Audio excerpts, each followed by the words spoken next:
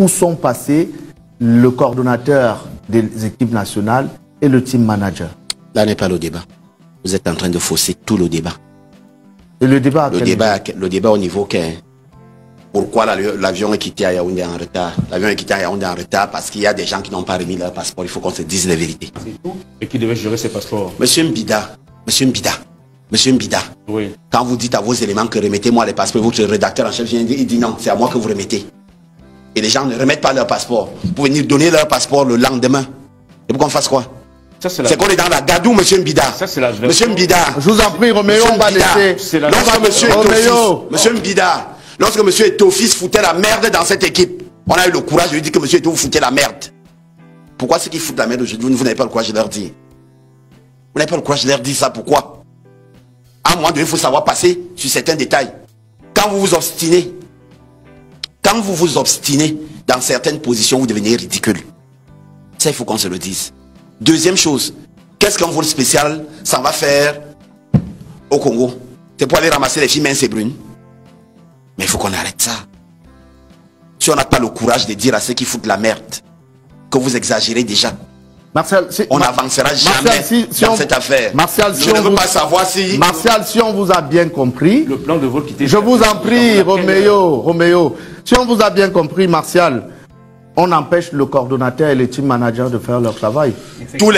La majorité des passeports est allée à l'ambassade d'Afrique du Sud lundi matin. Lesquels passeports devaient être remis au plus tard à 10h pour un décollage à 13h.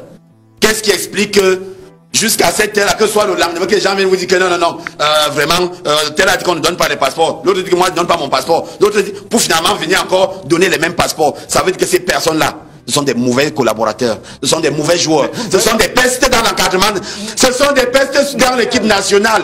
Pourquoi les U17 n'ont pas ces problèmes? Et ceux qui sont supposés justement s'occuper de cette partie sont bel et bien le coordonnateur et le team manager. On attend de voir derrière qu'ils viennent nous confirmer qu'on leur... on les a empêchés de faire leur travail. Comme en attendant, nous disons simplement bonne chance au Lion indomptable. Mesdames, Messieurs, retrouvons-nous. Les amis, j'espère que vous allez bien. Vous avez bien écouté cette déclaration dans la vidéo. Ça fait toujours couler beaucoup d'encre, cette sortie des Lions du côté de l'Afrique du Sud. Ah oui, l'histoire là n'est pas encore terminée. Ça parle de partout, il y a des accusations de gauche à droite. Il y a sur cette page Kamer Foot official, j'ai eu à voir d'autres déclarations qui, pour moi, je sais pas si c'est effectivement vérifié, mais plusieurs pages sportives sont en train de relayer cela.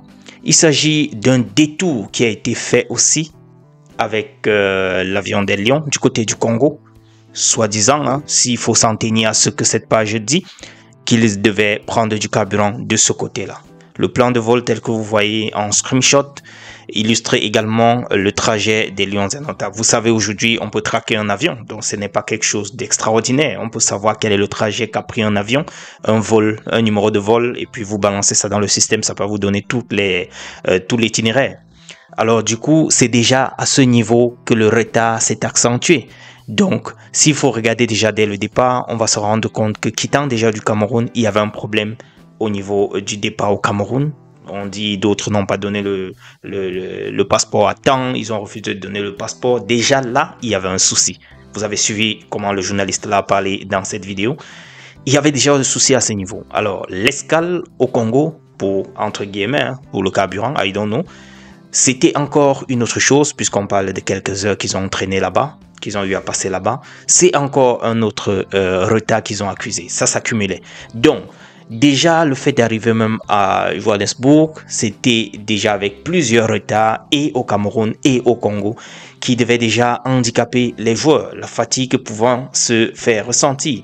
Donc, s'il faut seulement s'en tenir à ces deux événements-là, vous voyez quand même que tout était parti pour que les choses ne se déroulent pas vraiment comme c'était prévu. Mais bon, les gars, on va pas s'attarder toujours sur ça. On peut tout simplement maintenant regarder le match qui arrive là. Le match des Lions contre la Libye. Oui, il faudrait que les Lions gagnent ce match parce que s'ils ne le font pas, ça risque d'être dangereux pour eux. Parce que, souvenez-vous, il y avait deux adversaires ou bien deux suiveurs, si on peut dire ça comme ça, le Cap-Vert et la Libye.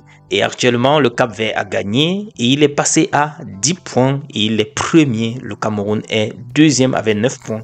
Figurez-vous, la Libye vient de faire le match nul avec nous. Alors là, nous sommes à égalité de points. Donc, pour qu'on puisse non seulement passer devant le Cap-Vert pour consolider notre place de premier et également creuser l'écart entre nous et la Libye, il faudrait gagner ce match pour avoir au moins les 12 points et passer devant le Cap-Vert en espérant que le prochain match du Cap-Vert aussi, lui aussi ne va pas gagner. Mais au moins créer l'écart entre la Libye, il faudrait gagner ce match.